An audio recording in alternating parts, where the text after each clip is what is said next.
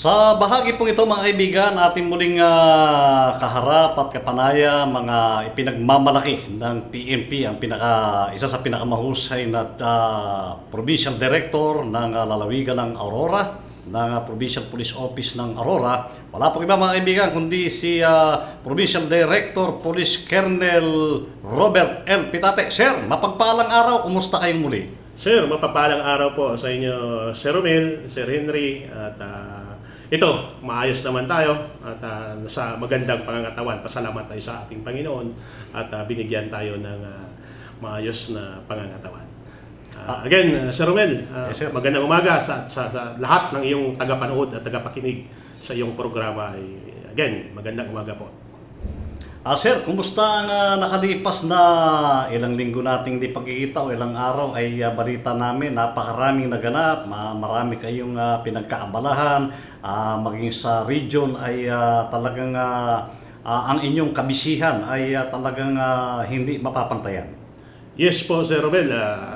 Sa katunayan, nung nakaraang linggo ay sumali po tayo doon sa Marksmanship Challenge ng ating butihing Regional Director, Police Brigadier General Piñones. At nagdala po tayo ng isang team coming from the Aurora PPO para i-representa yung ating unit doon sa Marksmanship Challenge ng ating Regional Director. Kumusta naman sir ang naging grades ng marksmanship ng participation ng Aurora Police Provincial Office? Maganda naman po yung resulta ng ating score po doon, Sir Romel, at naghanda din po tayo bago sumabak doon sa Marksmanship Challenge. Sa loob din ng isang linggo, marami din tayong mga ginagawang mga activities po dito sa ating nasasakupan sa Aurora Province po. Okay, sir, palagay namin asintado lahat kayo sa pagdating sa marksmanship. Sir, yung naging kalagayan naman ng nakalipas na mga nagdaang araw, linggo dito sa Aurora Police Provincial Office, kumusta na sir yung 8 bayan? Sir, sabi ko nung last tayo din nag-usap, talagang yung general situation ng Aurora Province is masabi natin generally peaceful pa rin yung ating probinsya. Although meron ding mga manakanakang mga insidenteng nangyayari, ay kagara naman nating na-resolve po yun lahat or nasusolve po natin yung mga incidents na mga pangyayari at saka yung mga pinaigting nating operational activities, law enforcement operations ay nagbunga din ng pag-aresto ng mga wanted persons, other wanted persons, yung mga meron din tayong mga kababayan na mga law-abiding citizens na makonsider po natin na nagsusurrender na kanilang mga lost firearms. At saka yung ating mga municipal police stations ay pinaigting din ng operations against other forms of criminality katulad lang naman ng mga ordinansa. PD 705, meron din tayong mga accomplishments ng anti-illegal logging operations po natin. Okay, nabanggit sir ang illegal logging. May mga nag-chat-chat sa akin sir ng mga kaibigan naman nating mga mabubuting tao naman daw sila. Meron silang kapatid na namumutol ng kahoy. Sabi, meron daw permit yung pamumutol ng kahoy. Meron ba yun sir?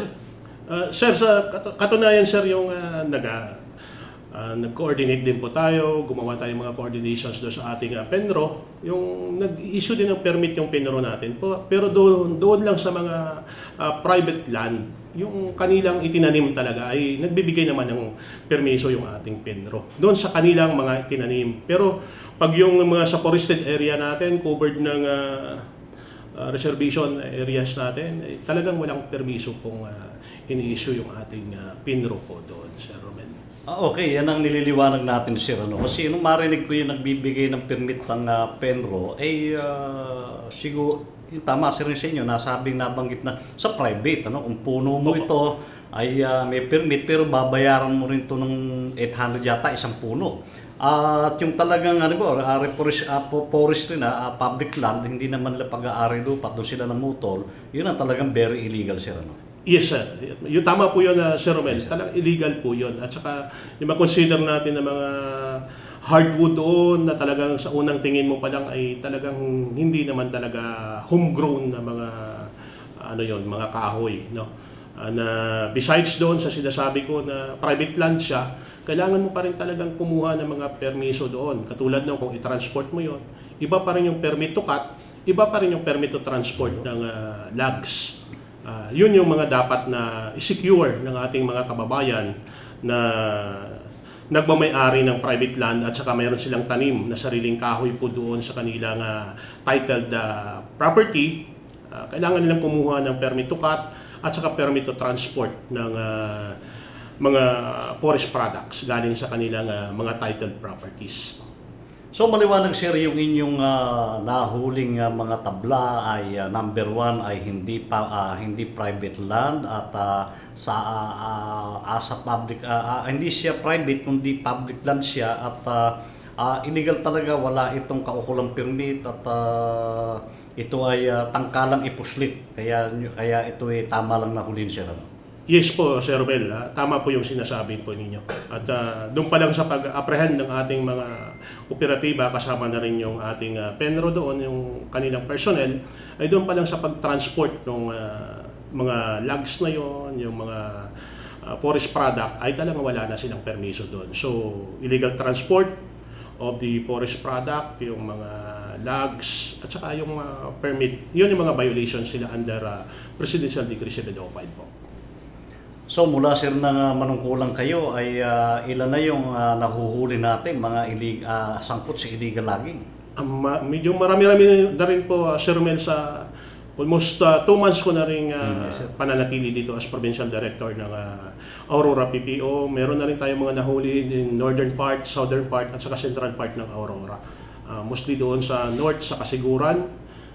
Nakailang bisis na rin tayo nakahuli ng illegal logging po doon. Actually, yung isa doon na nahuli natin is parang nag-report pa na aksidente, yung kulong-kulong. At then yung nung nirespondihan ng ating mga kapulisan doon ay illegal po yun, yung mga logging na karga ng kanyang motorsiklo, yung kulong-kulong na tinatawag natin dito, in local term dito sa Aurora Province. So maganda rin sir siguro na mailabas natin sa media lahat yung nahuli para maging aware ang lahat nating mga kababayan dito sa lalawigan ng Aurora. At mahalaga rin siguro na makita nila na makapanayam natin yung mga hepe ng pulis na katwang ninyo sa pagsugpo sa mga illegal logging sir. Yes po, Sir Romel, maganda po yun pagka nakausap nyo rin yung ating mga chiefs of police ng mga ibang bayan dito sa Aurora. 8 pong bayan dito sa Aurora at may direktiba po tayong pinalabas dyan na pagtingin din natin yung ating operations against anti-illegal logging. Kasi nakikita nyo naman po, the Aurora Province being one of the top tourist destinations in Central Luzon, if not in the whole country, dahil dito sa makikita nyo yung ating forest area, yung Sierra Madre Mountain Ranges, makikita nyo green pa talaga yung ating kabundukan. Kaya kailangan po nating mapangalagaan at ma-preserve po yung mga kahoy na mula nung hindi pa tayo pinanganak ay nandyan na po yan. So dapat nating alagaan, napakagandang tingnan mula sa kabundukan hanggang sa karagatan ng Aurora Province ay talagang picturesque yung ating makikita.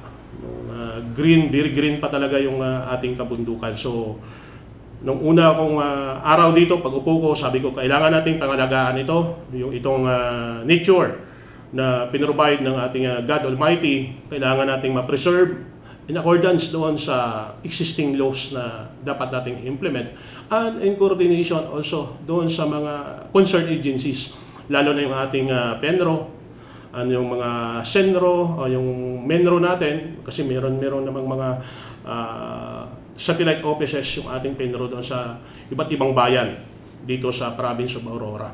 So, at saka sa LGU na rin po natin at alam natin yung mga LGU natin dito na mag-ikot tayo dito, yung local chief executives, nakausap na rin po natin at napag-usapan po namin na kailangan natin ma-preserve hindi lang yung kabundukan ng Aurora but also yung sa karagatan po natin. Kailangan din natin ma-preserve kasi nandito makikita natin yung mga magandang beaches, white sands at saka yung talagang napakaganda andito tayo, yung birth ng surfing dito sa Pilipinas ay dito sa Baler. Makikita nyo talaga, dito ko lang po nakita na yung mga natural resources natin tulad ng mga underground water. Very prominent na makikita nyo po dito sa bayan ng Baler. Yung flowing, overflowing na tubig.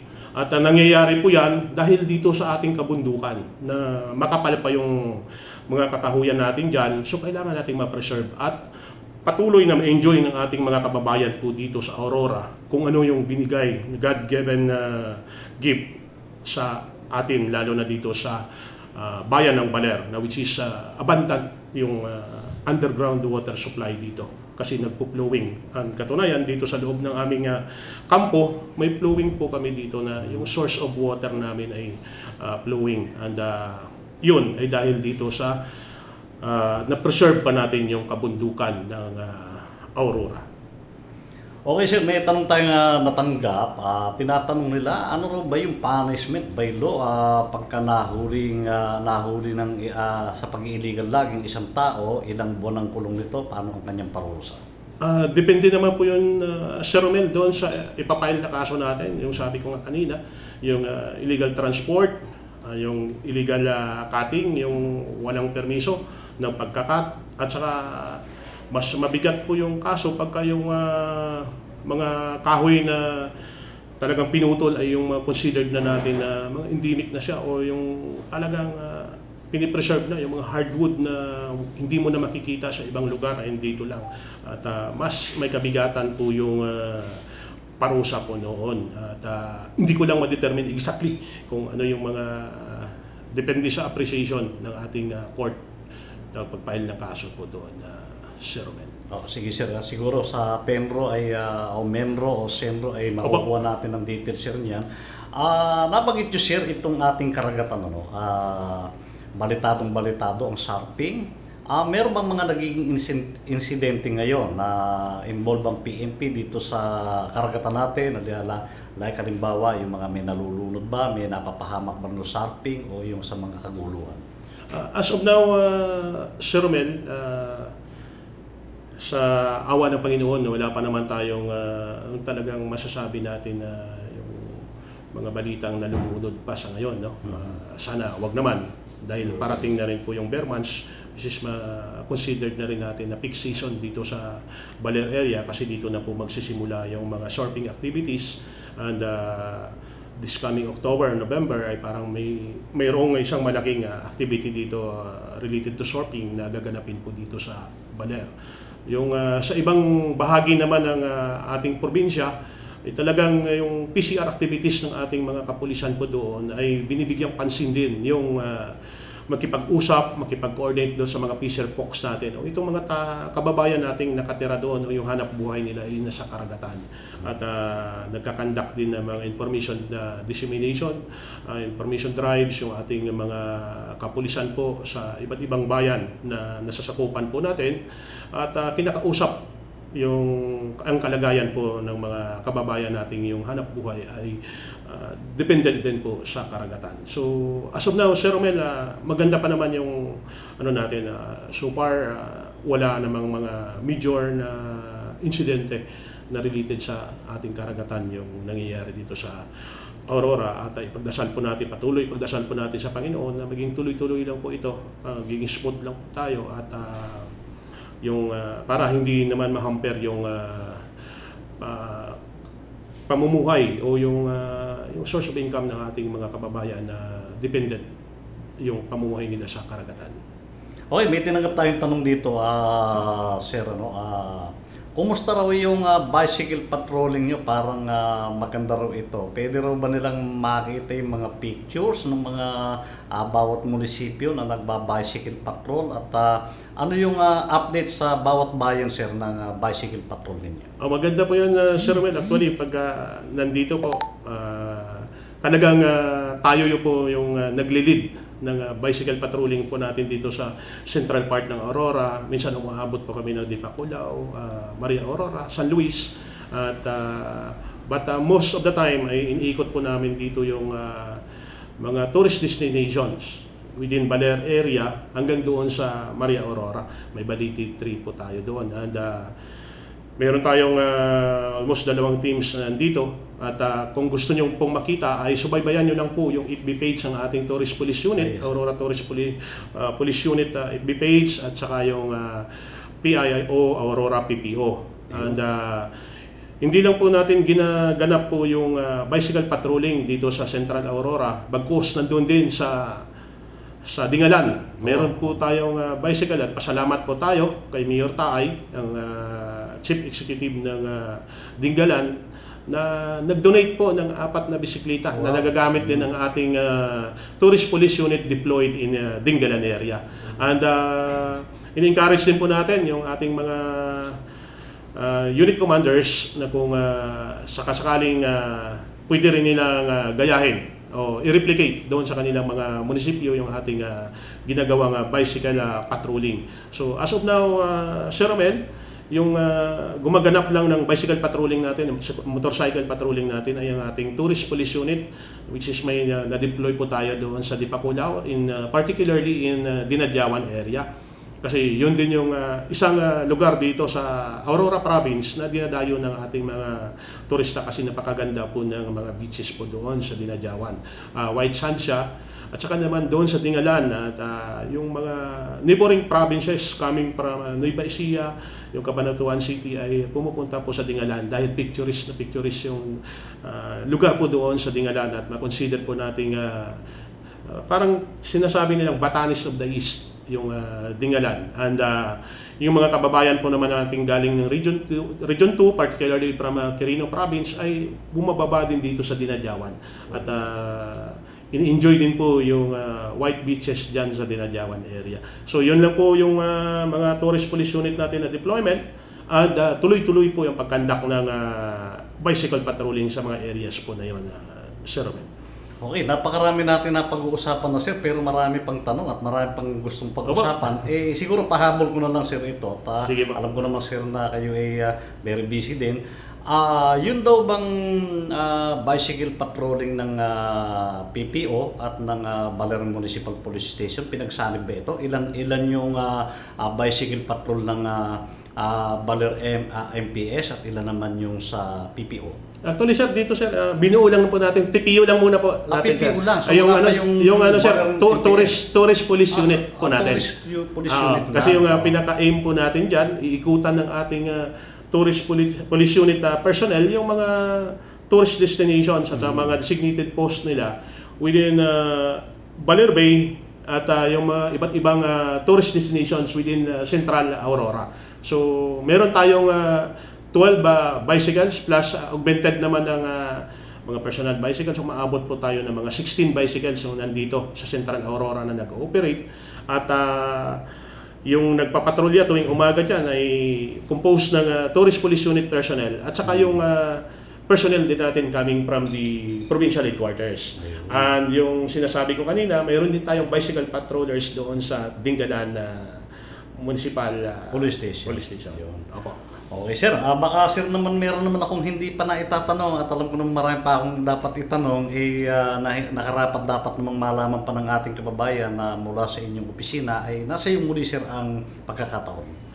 Sir, actually yung mga future na ginagawa po natin dito, yung ways forward po natin, kumbaga ay magkakandak po tayo sa coming days ng ating meet and greet doon sa mga life coaches po natin. Kasi binalik na po yung squad weekly interactive meeting which is in every team na kinikreate ng Aurora PBO. And katunayan, ito ay sa kabuuang Philippine National Police Organization nationwide. So dito sa Aurora, may mga life coaches tayo in every team. So kailangan nating ma-meet yung mga life coaches in every team. So magkakaroon po tayo ng meet and greet doon sa mga pastors natin this coming days. Yun yung mga future activities po natin at saka yung in-improve, tuloy-tuloy natin in-improve din yung at mini-maintain yung mga facilities, amenities na within camp. Katulad na lang po ng ating Tactical Operation Center at ating i-improve po yung ating Tactical Operation Center and ipapakita po namin sa inyo pag nagawa in coming months yung ating pinapagawang Operation Center para mapaganda, mapaigting pa natin yung ating pag-deliver ng police services doon sa ating nasasakupan at dito sa community. Mga tao dito sa Aurora, maganda yung operation center natin, magiging maganda yung conduct natin ng monitoring at sa pag-dispatch ng ating mga patrollers province-wide. Kasi mamomonitor po natin yung galaw ng mga patrollers natin sa lahat na mga munisipyo ng Aurora Province po. Yun yung mga upcoming activities natin at maliban doon sa palagi nating pagre-review ng ating mga operational accomplishments para ma-determine po natin kung saan pa tayo nagkulang at kailangan pa nating i-improve po. At pasalamat pa ako dito sa inyong programa at kung mayroong mga magko-comment na mga subscribers nyo, viewers, and listeners, at least makita po namin, maibigay yung feedback sa amin at yun yung magiging basihan po namin para ma-improve pa po namin yung pag-deliver namin ng police services sa community or sa mga tao, particularly dito sa province of Aurora. Yan, Sir Romel. At gusto ko rin magpasalamat sa lahat ng mga local government units, lalo na sa ating mga chief executives, kay Governor Tolentino, sa lahat na tulong sa buong pwersa ng Aurora PPO dahil yung collaboration and cooperation among the LGU and the PNP ay malaking tulong talaga para ma-deliver natin ng maayos at mapaigting pa natin yung mga operations against all forms of criminality within the province of Aurora. Maraming salamat po sa ating mga stakeholders, likewise na tumutulong din sa mga activities ng inyong kapulisan po dito sa Aurora Province. Sir Romel, at sa inyo, lalo na sa media po. At dahil sa tulong po ninyo, napaparating po namin yung aming mga ginagawa at mga future na gagawin pa po ng inyong kapulisan po dito sa Aurora Province. Sir Romel, magandang umaga o araw sa inyong dalawa ni Sir Henry. Okay, maraming salamat na ako. Marami palang pakakaabangan pa na pang-coverage dito sa lalawigan ng Aurora PPO. Sir, muli ay maraming salamat. Inyo pong napanood at napakinggan ang ating ipinagmamalaking kaibigan, walang kupas at talaga namang pag-asa ng lalawigan ng Aurora, si Police Colonel Robert L. Pitate. Magandang araw. Kumusta na po? Magandang araw.